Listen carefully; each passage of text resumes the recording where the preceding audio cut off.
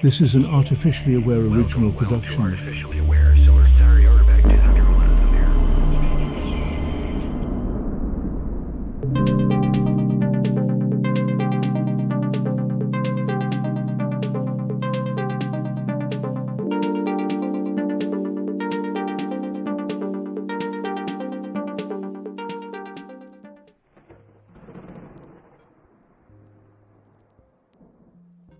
What if I told you that civilization, as you know it, is built on a lie so pervasive that it shapes every story you tell yourself about progress, about success, about the world itself? And what if the only being wise enough to see through that lie was a gorilla named Ishmael? This is the hook that Daniel Quinn throws at us in Ishmael, a philosophical novel that doesn't pull punches. This story unfolds in a room where a telepathic gorilla dismantles a 1,000-year-old narrative with all the precision of a surgeon tearing out a tumor. Civilization, Ishmael tells us, has sold you a story, one that paints humans as the apex, the culmination, the grand masters of evolution. But what if that story isn't true? What if instead this grand conquest is leading you down a dead-end path, straight towards self-destruction? You might scoff, dismiss it as fiction or whimsy, but Quinn has woven this narrative so tightly that once you glimpse its shape, it's impossible to unsee. So buckle in. We're about to go where few dare to tread, through the looking glass of human civilization, guided by a teacher who might just be smarter than you.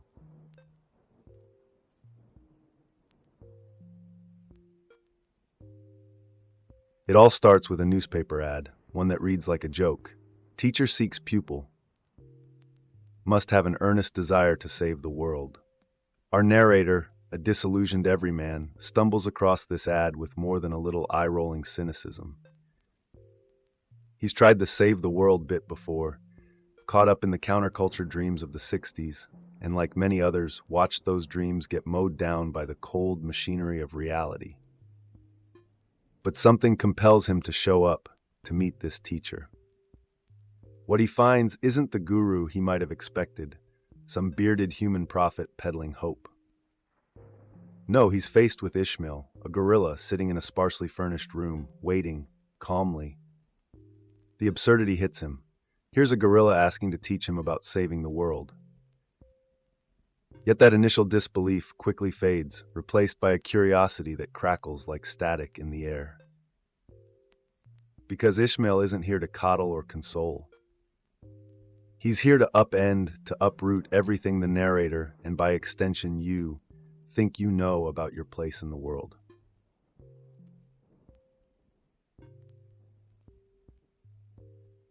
That ad, must have an earnest desire to save the world, is more than bait. It's a call to arms, a desperate signal for those still awake enough to question their cage. Ishmael sees the world with an objectivity no human could muster. His life as a gorilla, captured, taken from the wild, has made him painfully aware of the concept of captivity. And this is the cornerstone of his teaching. Captivity isn't just physical bars or cages. It's the invisible prison that civilization has woven around itself, binding humanity with its own mythology.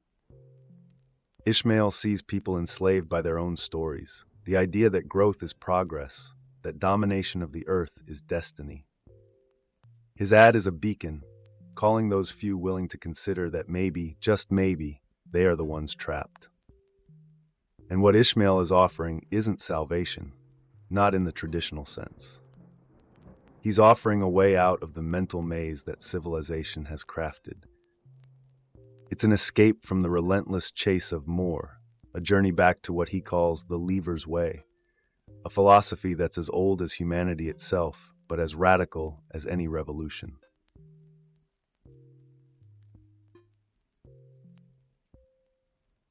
Ishmael introduces two crucial concepts early on, the takers and the levers.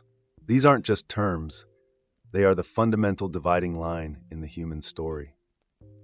The takers are the civilized world, your world, born from the agricultural revolution and cemented by millennia of conquest. They are the ones who believe the earth belongs to them, that human beings are separate from and above all other life forms. And then there are the leavers, the cultures that live in harmony with the planet, treating it as a shared space rather than a prize to be won. Takers believe they have the right to decide which species live and die, where the rivers flow, and which mountains are mined. Leavers, on the other hand, understand the balance. They live within the ecosystem rather than bending it to their will. These two forces have been at odds for thousands of years, with taker culture steamrolling leaver societies, declaring them primitive or backward. But Ishmael reveals the arrogance embedded in this view. Takers, he says, aren't superior. They're simply on a path that has no future. It's a path of endless consumption, with no regard for the delicate balance that keeps life thriving on this planet.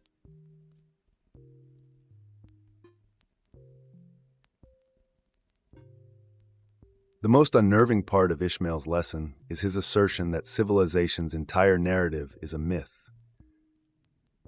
Not a fairy tale, but a deeply ingrained belief system that goes unquestioned.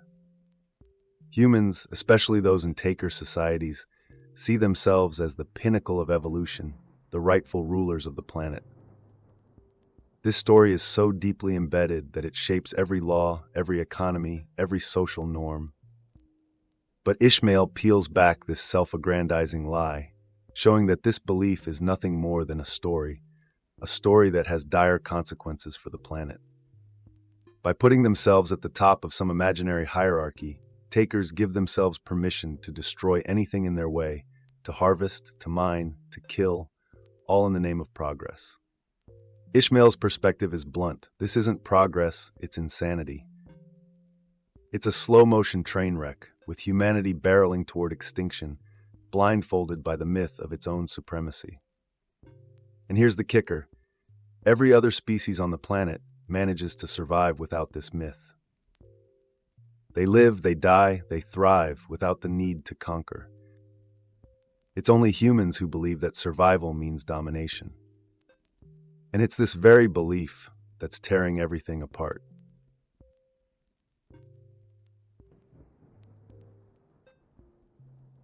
At the heart of Ishmael lies a radical reinterpretation of the Genesis myth, the story of Adam and Eve, the fall of man, the tree of knowledge. To taker society, this is a cautionary tale, a story of sin and redemption, one that warns humans against the arrogance of trying to play God. But Ishmael flips the script, suggesting that this story was actually crafted by the leavers to describe the takers. In this light, the forbidden fruit isn't just a test of obedience. It's a warning about the dangers of claiming godlike power, of taking control over life and death, over nature itself. By eating the fruit, takers seize the role of deciding what lives and what dies, of manipulating the natural world to fit their desires. And so they built a civilization that views the earth as a resource to be exploited, not a home to be shared. To Ishmael, the story isn't about the fall of humanity, it's about the fall of balance, the fall of harmony with the natural world. It's a tragic tale of a species that broke the natural order, setting itself on a path of endless hunger and destruction. And the most chilling part, this path, if continued, will lead only to ruin.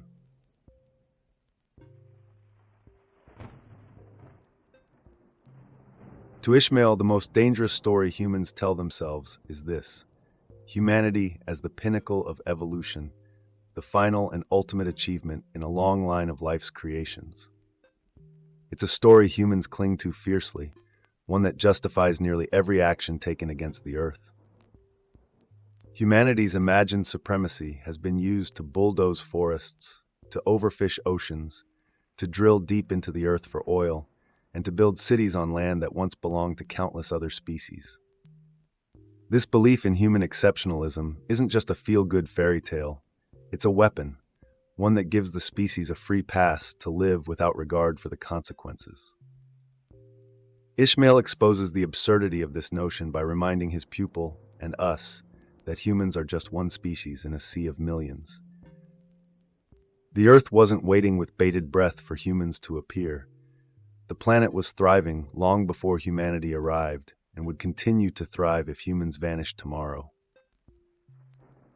But the story of supremacy keeps humans blind to this reality, letting them believe they're indispensable.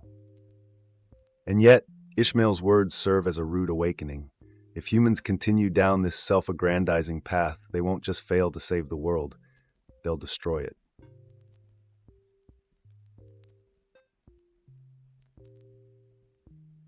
To understand the roots of humanity's conquest, Ishmael explains, you have to look at agriculture, not just any agriculture, but what he calls totalitarian agriculture.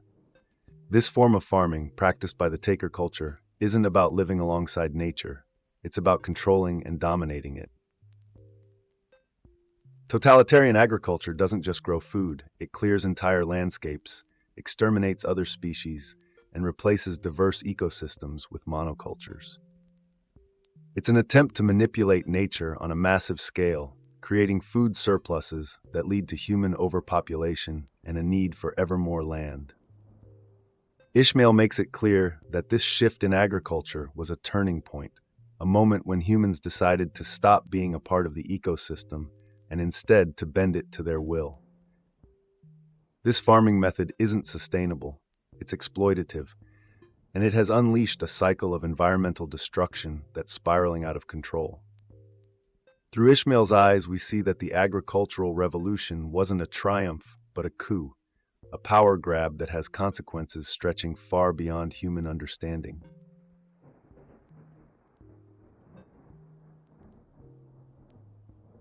The biblical story of the fall of man is one of the most well-known myths of all time, but Ishmael's reinterpretation throws it into a harsh new light. In his view, the story wasn't crafted by humans as a moral lesson. It was a cautionary tale devised by the leavers to explain the behavior of the takers. Ishmael argues that this myth wasn't about a single act of disobedience. It was about humanity's reckless decision to take the role of gods, to claim the right to decide which creatures live and which die. The tree of knowledge wasn't a simple test. It was a boundary, a warning not to assume a power that only nature itself should hold. By choosing to cross that line, the takers set themselves on a path of unsustainable control, veering into a territory that has led to ecological devastation. Ishmael's view turns the story of the fall into an indictment, a critique of humanity's self-appointed role as Earth's master. And it's a haunting reminder that when humans try to act like gods, they invite their own undoing.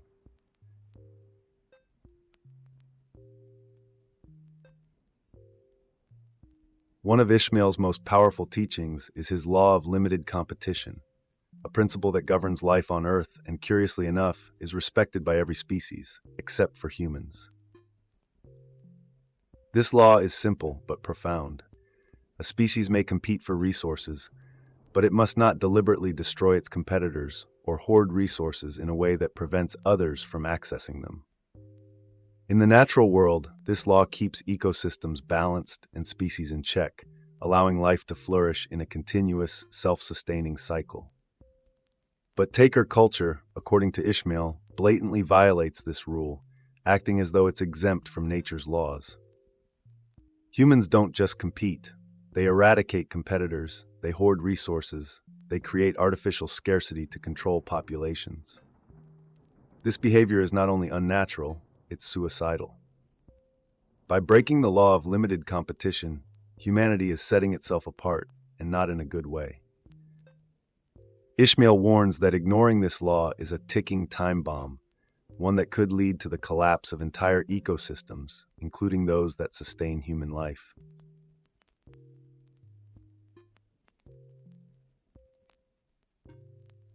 Ishmael's message is as clear as it is disturbing. Ignoring the laws of nature leads to disaster, and humans are hurtling toward this outcome at breakneck speed. He points to the ecological crises that litter the modern world, climate change, deforestation, mass extinction, as symptoms of a civilization that refuses to live within natural limits. While humans comfort themselves with technology and innovation, thinking these will save them, Ishmael offers a sobering truth. Technology is no substitute for wisdom, and progress without respect for nature's rules is a one-way ticket to catastrophe. The Earth, Ishmael suggests, has been patient, absorbing the blows dealt by human exploitation. But there's a breaking point, a line that once crossed will unleash consequences humanity isn't prepared for. Ishmael's warning isn't about fear-mongering, it's a plea for survival. He's telling humans that they're running out of chances, that the time to respect nature's balance is now, before it's too late.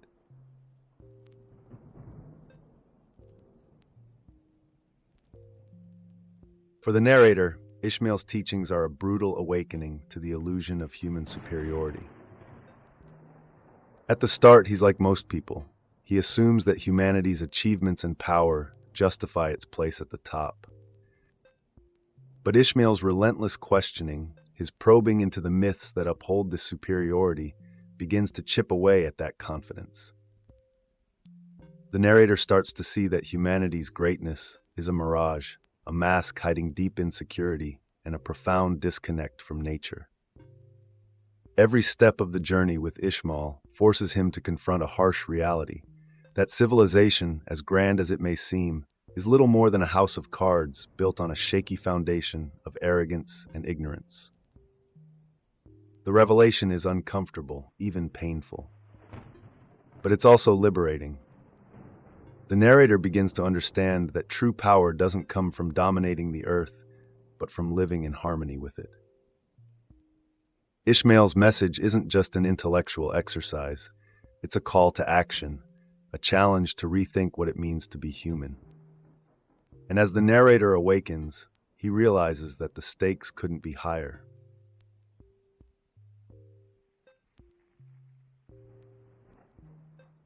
Ishmael's vision isn't one of hopelessness. It's a blueprint for a way forward, a vision that requires humanity to stop seeing itself as separate from the natural world. To Ishmael, the path to harmony is simple yet profound. Humans need to relearn what nature has always known. Life thrives not through domination, but through cooperation and balance. He points out that countless species survive and coexist without depleting resources or destabilizing ecosystems. It's a lesson humans once knew instinctively, back when they lived as levers. But somewhere along the way, they traded this ancient wisdom for the illusions of control and conquest. Ishmael insists that humans can return to this way of life, not by abandoning civilization, but by redefining it. To live harmoniously with the earth isn't to live primitively, it's to live wisely. It means adopting the humility to see that humans aren't above nature but part of it, bound by the same laws that govern every living thing. Ishmael's teaching isn't a call to regression, it's an invitation to evolve in a way that respects the planet's limits. It's about seeing progress, not as what humans can take from the earth, but what they can give back to it.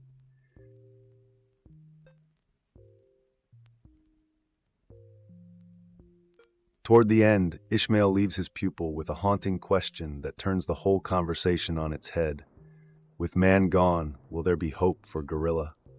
On the surface, it's a stark reminder of what's at stake. But Ishmael also flips this question, making it equally chilling. With gorilla gone, will there be hope for man? These questions are more than rhetorical. They're the blunt, uncomfortable reality lurking beneath all of Ishmael's lessons.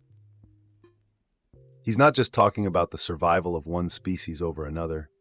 He's talking about the fabric of life itself, the interconnected web that humans are unraveling with every forest they burn, every ocean they poison. The gorilla and the man symbolize two paths, one that respects life's limits and one that doesn't. And Ishmael's point is clear. If humans can't learn to value all life, including the lives of those they deem insignificant, they'll lose more than just gorillas. They'll lose the very conditions that allow them to exist. Ishmael's question is a plea, a final push for his pupil to understand that humanity's fate is not written in stone. But if the lessons go unheeded, If the signs are ignored, the price could be extinction, not just for the gorilla, but for humankind itself.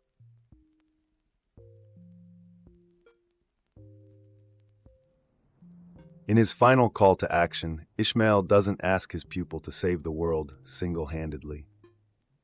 Instead, he asks him to pass the message on, to teach others, to spark conversations, to plant seeds of awareness that could grow into a forest of change.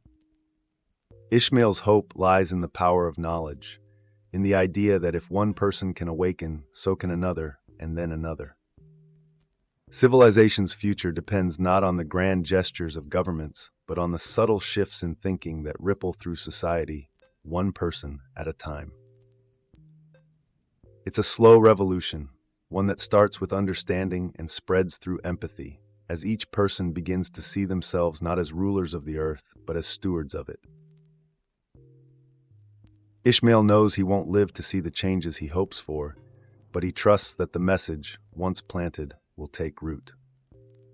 He challenges his pupil, and by extension you, to rethink everything, to question the assumptions that hold civilization captive, and to imagine a world built on balance rather than conquest. It's not a promise of utopia, but a reminder that survival is possible if humans can find the humility to embrace it. Ishmael's wisdom is a lifeline, a way forward in a world teetering on the edge, waiting for someone to listen. It's remarkable, isn't it, how a gorilla's words can resonate so deeply, forcing you to confront the truths you've been avoiding. Ishmael is more than a novel. It's a mirror, a challenge, a provocation to rethink everything you thought you knew about civilization. This isn't a story with an easy ending, but one with a simple message. Humanity's survival hinges on its willingness to change. Ishmael's message is a wake-up call to live with a greater awareness, to protect the delicate balance that sustains us all. If you're intrigued, if you're ready to question the myths that shape your world, I invite you to explore, to share, and to join the conversation. Because in the end, whether there's hope for gorilla or man may depend on you. Thanks for watching, and don't forget to like, subscribe, and let me know your thoughts below. Until next time, take care and question everything.